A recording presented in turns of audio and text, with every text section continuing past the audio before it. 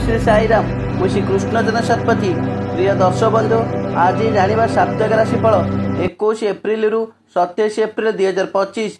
यही 6टी राशि हे मालामाल और बढ़ धन संपत्ति। आसतु जाना ए सप्ताह राशिफल। मेष राशि व्यक्ति मानकर यही सप्ताह आपण बहुत भल अच्छी। ए सप्ताह प्रेमी जुगल भल हे।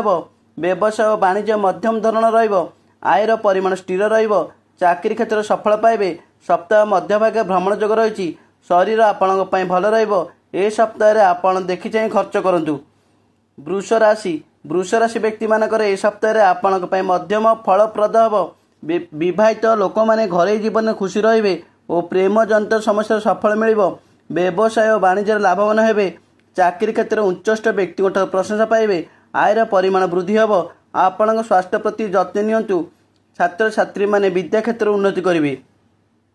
मिथुन राशि व्यक्ति मानकर ए सप्ताह आपण सामान्यतः फलप्रद हे। प्रेम संपर्क सुदृढ़ हे।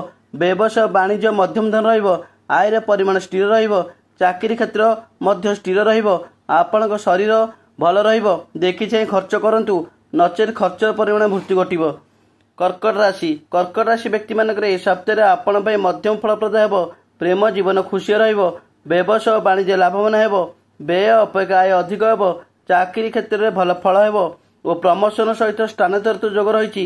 आपण परिवार सहित निज स्वास्थ्य प्रति जत्न नियंतु। छात्र छात्री माने भल फलाफल पाइबे। यात्रा शुभ हे। सिंह राशि व्यक्ति मानकर ए सप्ताह आपणकर मध्यम धरण व्यवसाय वाणिज्य उन्नति करेंगे। आयर परिमाण सामान्य वृद्धि हे। चाकरी क्षेत्र मध्यम धन प्रेम संपर्क मध्य शरीर स्वास्थ्य प्रति जत्न नियंतु। देखि चाहि खर्च करूँ। कन्या राशि व्यक्ति मानकर ए सप्ताह भल फलप्रद प्रेम जीवन बिताउଥିବା लोकों ए सप्ताह बहुत भल। व्यवसाय वाणिज्य लाभवान हे। आयर परिमाण वृद्धि हे। चाकरी क्षेत्र प्रमोशन सहित स्थानांतरित जोग रही। आपणकर देखा जाउଥିବା पुरातन रोगर मुक्ति मिल। छात्र छात्री माने विद्या क्षेत्र सफल हे। तुला राशि व्यक्ति मानकर ए सप्ताह बहुत भल समय। प्रेम जीवन बिताउଥିବା लोकों ए सप्ताह भल हे। व्यवसाय और वाणिज्य क्षेत्र विपुल लाभ पाइबे। नूतन वाणिज्य करेंगे और लाभवान हे। चाकरी क्षेत्र उच्च पदस्थ व्यक्ति प्रशंसा पाइबे और प्रमोशन जोग रही। पुरातन रोग मुक्ति मिल। दूर यात्रा सफल हे।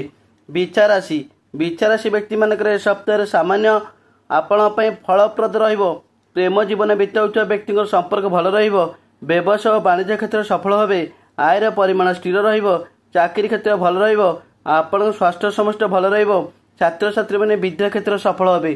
धनु राशि व्यक्ति ए सप्ताह मध्यम धन वाणिज्य व्यवसाय क्षेत्र स्थिर आयर परिमाण सीमित चाकरी क्षेत्र देखि चाहि चलतु। स्वास्थ्य स्थिर प्रेम संपर्क मध्य आपण शरीर और परिवार शरीर प्रति जत्नवान रुहतु।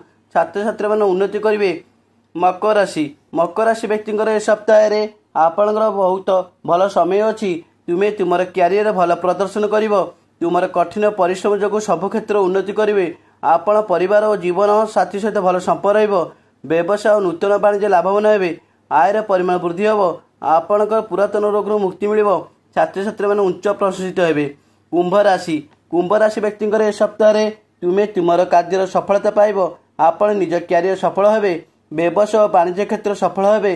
मन रखु कौन गुरुत्वपूर्ण कार्य शीघ्र निष्पत्ति नियंतु नहीं। पारिवारिक क्षेत्र मन अशांति देखा। आपण स्वास्थ्य प्रति ध्यान दिंतु। छात्र छात्री माने सफल हे और प्रेम संपर्क मध्य रहिबो। मीन राशि व्यक्ति ए सप्ताह तुमे तुमर क्यारियर किछि चैलेंज सामना करने को पड़े किंतु तुमर कठिन परिश्रम जो आप सफल हे। व्यवसाय और वाणिज्य क्षेत्र मध्यम धरण आयर परिमाण स्थिर आपण स्वास्थ्य स्थिर छात्र छात्री सफल हे। जय जगन्नाथ। प्रिय दर्शक बंधु जदि मो भिडियोटी आपण मानक भल लगुଥାଏ तेबे भिडियो रे लाइक देबे कमेंट करेंगे और भिडियो को शेयर करदे। आउ चैनल को सब्सक्राइब करने को भूलिबे नहीं। जय जगन्नाथ।